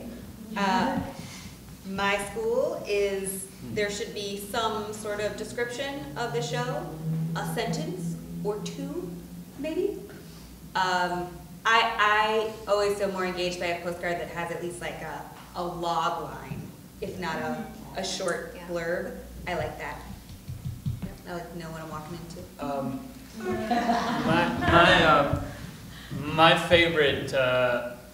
favorite postcards are 2-sided, and the first side is just the image and maybe the title. It's a piece of art. We had a guy, the guy who did the post show. Those are great. It was I wanted a 50-foot, and we used it. It was what you walked into. So you had the postcard, and then you walked in, and it was a raven. It was a stylized raven with a red eye, And it looks so good. I didn't want to put any words near it. I wanted it to be its own thing. So if you have really good art, let that be one side, and then all your information is on the back. That's a big difference. Visual impact. It really is, because there's nothing more frustrating than a really nice image with a bunch of stuff in the way, because I just want to look at that image. I want to soak that image in, and that's going to sell your show if it's really good. If you're mailing stuff, then of course you want the mailing side. But I would say 2-sided with the compelling image on one side and all the information on the other. Don't leave it back blank. Yeah. Please, please, please. Please don't do it. Does that answer your question? What happens if you read a It's why print them and not use all the space you have available to you? Why do it? Because note cards. Because you can have a box of them in your trunk for an average. Blank space then. So I'd say size and shape. I mean, that's really as to your show. I mean, there's like the standard one that in the end no one's really gonna care if it's something's like too small. I think they will care if it's too big, because like I remember just wanting to get bigger with my postcards, and eventually I think werewolves we had like it was bad, and then you see some people, it's a glorified page, and you're like, dude, shred half of this off. I'll take this home with me. I think like 4 by 6 is like probably the biggest you need to go. Yeah. But unusual shapes can be really striking. Yeah. A circle, an unusual shape, a circle, a square, a diamond. A condom. Yeah, a condom. Somebody once had little bottles of candy that looked like a bottle of pills, like a prescription bottle. Oh, that cool. was really good. That's awesome. Yeah. It doesn't have to be a postcard. And sorry, you said posters? Stickers, actually. Is there like poster etiquette where we're not, where we can hang, where we shouldn't hang, and how do you recommend to get? At Fringe Central, we usually have some space for posters, but it's first come, first served, and that is an etiquette thing where you have to ask to hang. Excuse me. And then you gotta ask if you can kick it and if you can hang up your poster. Do you guys order posters otherwise? Do get some for your venue, but talk to your venue. If they have a display case, they might want 2 or 3. They might have. Or they might just want 1. Talk to your venue about that. Let me actually give you a little advice about the posters. Postcards, you're going to order it from like Got Print, right, in the Valley. Okay, they're great. But I'd say for the posters, just do them at Kinko's because you only need like 4 or 5, right? You don't need that many, so don't like print up like 20 or 30, 40 posters you're not going to use. Costco too is cheap. Oh, yeah. Image printing, I did for like $4 a thing. Yeah, that would be like a little piece of Matt Quinn wisdom. He was just like, let's go to Kinko's and just print out like 1. Can you hang them like in the streets, or you can't really? Not really. I made the mistake of. Yeah. They will find you. Yeah. I made a mistake of like getting a sticker of Exorcistic and then like started the sticker of the town, and then I realized that it had my show information on it, and the sticker was a great idea, but stickering the town was a bad idea. I went back, I found them all, and I took them all. Yeah, it's littering, so we're not allowed to do it, unfortunately. It's beautiful, more beautiful litter than sun, but we still can't do it. And yes, make sure that the Fringe logo is on your postcard. Though if you do make a poster, make one for yourself so you can hang it on your wall when you're done. There you go. And get the whole cast to sign it. Yeah, because you'll love it. All right, we have 5 minutes. I'm going to take, you had a question. Let me see the hands of everybody who still has a question. 1, 2, 3, 4, 5. Keep your hands up, and we're going to go really fast. Your question, please. James Vaughn, Under the Jello. I'm asking everyone else to be quiet, please, while she asks her question. Excuse me. James Vaughn, Under the Jello. Just really quickly, when is the cabaret night, or when will it be announced? Cabaret nights are going to be announced in an email newsletter to all participants shortly. There are several different nights to book. You'll hear soon. Yes. All right, and the show. Actually, the dates and times for cabaret are up on the website if you search Fringe Cabaret, like the tickets for. Awesome. Living in San Francisco now. Any tips for any tips for promoting when you can't make it to all the office hours, or how to be active and part? There's a Fringe Facebook group that I think you have to be invited to, or whatnot. I guess to email me or someone, and I'll connect you to it. Yeah, do the Twitter chats so that people know your name, know your show's name. Like, make sure your Twitter profile has a picture of your face so that people recognize you and see you in June. Buy a good friend some drinks to go to office hours. Yeah, we have people who do that. Play your trailer. Before them, like ambassadors. Yeah, send a proxy. Get a task There's rabbit. at least one other show that's sending like someone from their production team because the acting human is not here. The act person. All right, go. Did I answer your question? Yes, thank you. Awesome, thank you. And then I have you, and then I have you, and then I have you. Okay, you go. Okay, so as far as comps go, do them, don't do them, what percentage of your ticket should you comp, what should you expect to discount? I mean, Quickly as box possible. office matters. Make sure your first show is full, and if you have to comp a lot to do it, do it. That's my advice. I limit the number of like straight up comp trades I do because when I have a house big enough to do that, it's usually like not my money, it's the company's money that I'm giving away as tickets. So, I mean, you're worth it. Sell the tickets.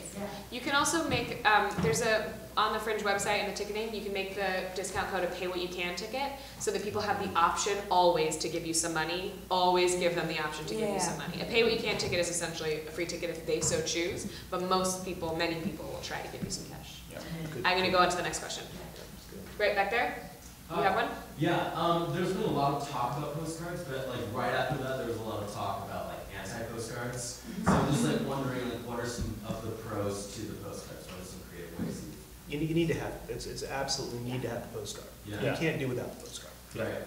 So But, like, pros is the pros is on getting my car at the end of the night, and oh God, that's so annoying, it's in my pocket, what is that? Oh, there it is, and I'm gonna see your image again. Yeah. You know what I mean? I mean, of course, you'll end up throwing them all away, Sure. but you at least, you're getting an image in front of somebody, you've made that connection with somebody too. And if they're comping you, then they give you a code, then that code, they may write that on the postcard, so you have something hard, you know, hard copy for them that reminds them, hey, use this code and get it for free. Anybody else? Do I have them? Okay, yep, right here. Hi, I'm Orlando Vargas. We're doing Nosferatu in this location. You had mentioned that the posters are first come, first served basis, beginning when? You'll find out in an email to all participants, but it's always, well, it's generally speaking when Fringe Central is open, but we'll try and decide a time and let everybody know. Okay, and then you had also mentioned the tickets, you usually do a participant price. What percentage off do you typically do? Hold on one second. Price? Did you have a response? I'll go out on a limb. We'll hang one poster for everyone. We'll hang one poster for everyone. There you go. You heard it here first. We will hang one poster for everyone. It's a big year. And okay, so what percentage would you discount for other participants? Correct. So let's say if your regular price ticket is $12, what would you typically make your participant price ticket? I did a lot of comp swapping and was way too unnecessarily generous with my thing. So I would be like, come for free, it's fine. But that's just me. But I would do like probably $10, $8 because like I know it's expensive for you to run a show, but it's also expensive for everyone to come see a lot of shows. So try to comp swap when you can, at least, because then you're getting something back. Or pay what you can. Or pay what you can. I think $10 is a nice price. I mean, if you're doing 12. Yeah, like if your regular price is 12 or 13, 15 to go to 10. Yeah, that's nice. Yeah. For a post show, 13 was funnier than 12. So we did 13, but the discount was 3, so it was 10. But really think about charging less than 10. People expect to, I made a mistake last year by charging $5 for my show, and it actually hurt my show. Because we've been brainwashed to think that money means quality. But probably not lower than 10, but for a $12 ticket, I'd say 10. We also humbly ask that you think about Fringe volunteers. There are a lot of volunteers who make the festival run too, and sometimes shows will offer them a discount code. Yes, and Fringe staff can't recommend your show, they can't talk about it, so like, we're kind of they're wonderful, and you can offer them comps, and that is great because they would like to see it. But the Fringe volunteers can make recommendations, and they get asked a lot what shows they like. So, pro tip. Pro tip. Did I get everyone's questions? Hell yeah! All right,